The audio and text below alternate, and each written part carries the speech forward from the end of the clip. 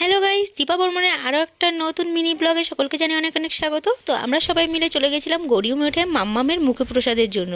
মাম্মাম প্রথম ভগবানের প্রসাদ দিয়েই মুখে প্রসাদটা আমরা সম্পন্ন করলাম। তো সবাই মিলে চলে গেছিলাম, মামা, আমি, বুনু, ভাই, আর হলো মাম্মামের ঠাম্মা, মাসিমণি, মা।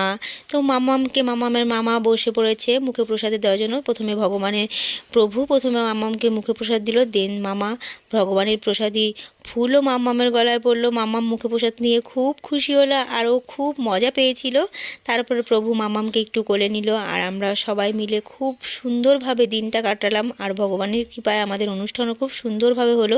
তারপর মাম্মামকে নিয়ে সবাই মিলে একটু ফটোশ্যুট চলছিল, আর মাম্মামকে নিয়ে আদর চলছিল। তারপরে আমরা ভগবানের দর্শন করার পরে প্রভুজি বললেন যে তোমরা এখানে 4বার পরিক্রমা করো। তারপর আমরা সবাই মিলে পরিক্রমা করলাম। তো বন্ধুরা, আমার মিনি ব্লগটা কেমন লাগলো অবশ্যই জানিও, লাইক কমেন্ট শেয়ার অবশ্যই করো। দেখা হবে নেক্সট ভিডিওটা।